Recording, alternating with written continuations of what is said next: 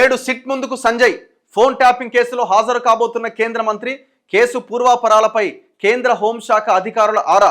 హోంశాఖకు report అట.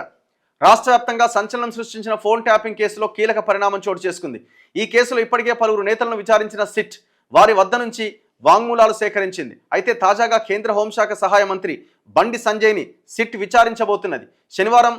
శుక్రవారం Dilkusha guest హౌస్లో అంటే ఇవాళ సంజయ్ విచారణకు హాజరు కాబోతున్నారు. ఈ కేసులో సిట్ ముందు హాజరవుతున్న తొలి కేంద్ర మంత్రి బండి సంజయ్ కావడంతో ఈ వ్యవహారంపై కేంద్ర నిఘా వర్గాలు కూడా దృష్టి సారించాయి. ఎందుకంటే ఆయన బండి సంజయ్ ఎవరు? బండి సంజయ్ కేంద్ర మంత్రి. సో కాబట్టి ఇప్పుడు ప్రాధాన్యత సంతరించుకున్నది. కేంద్ర మంత్రి హోదాలో ఆయన విచారణకు హాజరు కాబోతున్నారు.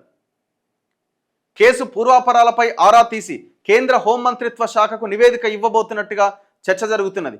సంజయ్ బంజారాహిల్స్లోని తన నివాసం నుంచి ఉదయం 10 గంటలకు బయలుదేరి 10:30కి ఖైరతాబాద్ చౌరస్తా వద్ద ఉన్న హనుమాన్ టెంపుల్కు వెళ్తారట. అక్కడి నుంచి మధ్యాహ్నం 12 గంటలకు రాజ్భవన్ రోడ్లోని దిల్కుషా గెస్ట్ హౌస్కు చేరుకుంటారు. West zone DCP Vijay Kumar ఆధ్వర్యంలో ఏర్పాటు చేసిన టీం ఆయన వాంగ్మూలం రికార్డ్ చేస్తుంది. ఈ మేరకు అన్ని ఏర్పాట్లు పూర్తి చేసిరట. సిట్ సేకరించిన ఫోన్ నెంబర్ల లిస్టులో సంజయ్ పేరు. 2023 ఎన్నికలు అంతకుముందు బీజేపీ అధ్యక్షుడిగా బాధ్యతలు నిర్వహించిన సమయంలో బీఆర్ఎస్ పెద్దలు తన ఫోన్ ట్యాప్ చేయించారని బండి సంజయ్ ఆరోపించారు. అందుకు తగినట్లే సిట్ సేకరించిన ఫోన్ నెంబర్ల లిస్టులో బండి సంజయ్ పేరున్నది. దీంతో ఆయన్ను స్టేట్మెంట్ ఇచ్చేందుకు రావాలని సిట్ అధికారులు కోరారు.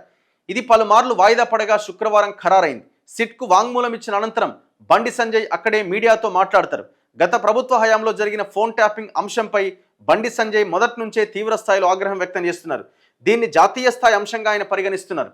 ఈ క్రమంలో ఇప్పటికే కేంద్ర హోంశాఖకు కేసుకు సంబంధించిన వివరాలు వెల్లడించారు. ఫోన్ ట్యాపింగ్కి సంబంధించి బండి సంజయ్ కేంద్ర నిఘా వర్గాల నుంచి పలు ఆధారాలు సేకరించారు. వాటిని కూడా సిట్కు అందించబోతున్నారు. మరోవైపు కేసు దర్యాప్తును సిబిఐకి అప్పగించాలని బీజేపీ లీగల్ సెల్ ఇప్పటికే హైకోర్టును ఆశ్రయించింది. కేంద్ర నిఘా వర్గాలు కూడా ఫోకస్ పెట్టినాయట. ఇప్పుడు సిబిఐకి అప్పగించాలి అని ఫోన్ ట్యాపింగ్ విషయాన్ని తేలుస్తున్నారు. ఎమ్మెల్యేల కొనుగోలు కేసు అంశము సిబిఐకి అప్పగించాలి అన్నప్పుడు కేసీఆర్ అడుగున్నాడు. సుప్రీంకోర్టులో ఇంకా కేసు పెండింగ్లో ఉంది. మరి బీజేపీ ఎందుకు అక్కడ ఇనిషియేటివ్ తీసుకొని ఆ కేసుని ముందుకు తీసుకెళ్లే ప్రయత్నం చేయట్లే? హైకోర్టు సింగిల్ బెంచ్ సిబిఐకి ఇవ్వాలన్నది. మళ్ళీ కేసీఆర్ డివిజన్ బెంచ్కి పోయింది. లేదు సిట్ ఉండగా సిబిఐ ఎందుకని డివిజన్ బెంచ్ కూడా సిబిఐకి ఇవ్వాలని చెప్పింది. మళ్ళీ కేసీఆర్ సుప్రీంకోర్టుకి వెళ్ళిండు. సుప్రీంకోర్టులో ఈనాటి వరకు ఆ కేసు పెండింగ్లోనే ఉంది. బీజేపీ ఏమైనా ఇనిషియేటివ్ తీసుకునే ప్రయత్నం చేసిందా? సో నిన్న ఆల్ అఫీషియల్స్తో మీటింగ్ పెట్టినాడు Sanjay, Andhra and Telangana and central పోలీస్తో.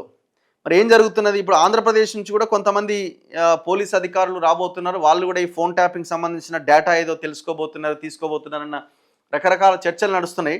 10:30 తర్వాత 12 o'clock తర్వాత దీని మీద కొంత క్లారిటీ వచ్చే అవకాశం ఉన్నది. చూడాలి.